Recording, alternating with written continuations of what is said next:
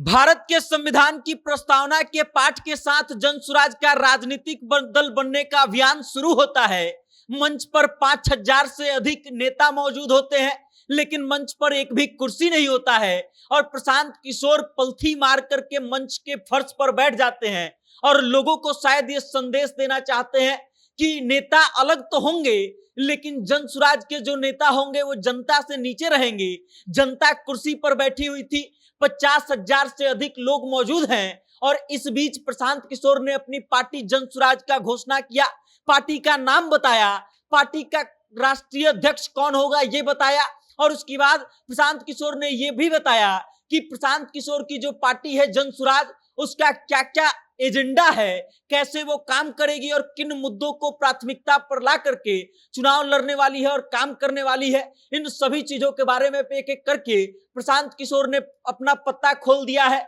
और बिहार की जनता के सामने उनकी राजनीतिक पार्टी जो है अब आकार ले चुकी है। अब प्रशांत किशोर ने क्या क्या कहा है, कौन है उनकी पार्टी के राष्ट्रीय अध्यक्ष, इन सभी मुद्दों पर विस्तार से बात करेंगे और आपको बताएंगे। लेकिन उससे पहले आप हमारा परिचय जान लीजिए। नमस्कार, मेरा नाम वेद प्रकाश है। आप जनता जंक्शन देखना शुरू कर चुके हैं और कैमरे के पीछे हैं विशाल। और अब लौटिए प्रशांत किशोर की पार्टी पर। प्रशांत किशोर की पार्टी का गठन आज 2 अक्टूबर को होना था, 2024 को 2 बजे इसका समय दिया गया था, लेकिन बारिश के कारण शायद थोड़ा विलंब हो गया और कार्यक्रम की जब शुरुआत हुई तो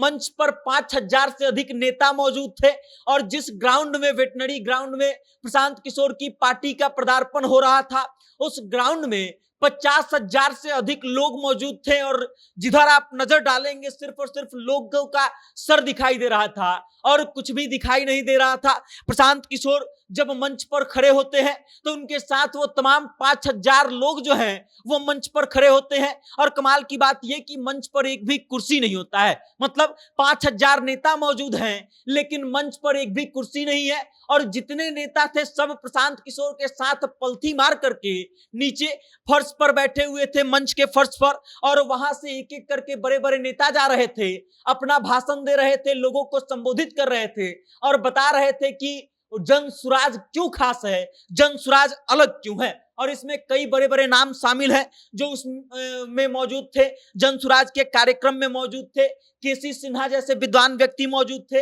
वाईवी गिरी जो पटना के सबसे वरिष्ठ वकीलों में से एक माने जाते हैं वो वहां पर मौजूद थे और उसके अलावा कई और बड़े बड़े दिग्गज नेता, अधिकारी, पूर्व रिटायर अधिकारी जो हैं वो लोग मौजूद थे। पूर्व नेता कई केंद्रीय मंत्री रह चुके हैं, सांसद रह चुके हैं पहले, वो सब लोग मौजूद थे और एक एक करके अपना अभिभाषण दे रहे थे। उसके बाद जनता का शोर आता है कि प्रशांत किशोर को बोलने दिया जाए और प्रशांत किशोर बीच में माइक लेकर के खड़ा होते हैं, फिर लोगों से अपील करते हैं कि आप तो हमको सुनते आ रहे हैं, आज इनको सुनने का समय है, आज इनको सुन लीजिए और आप हमको ही सुनेंगे तो फिर विरोधी लोग जो है वो कहते हैं कि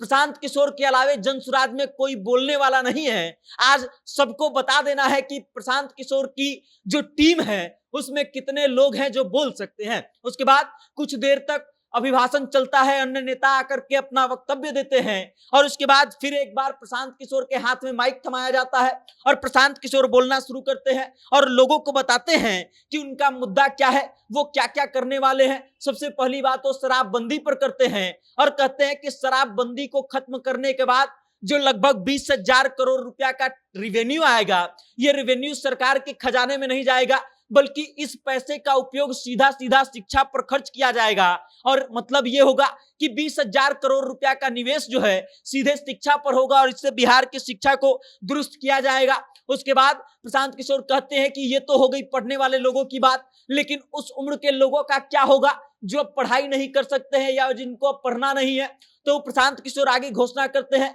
कि उन लोगों के लिए हमारे तरफ से एक योजना लाया जाएगा और जिसके माध्यम से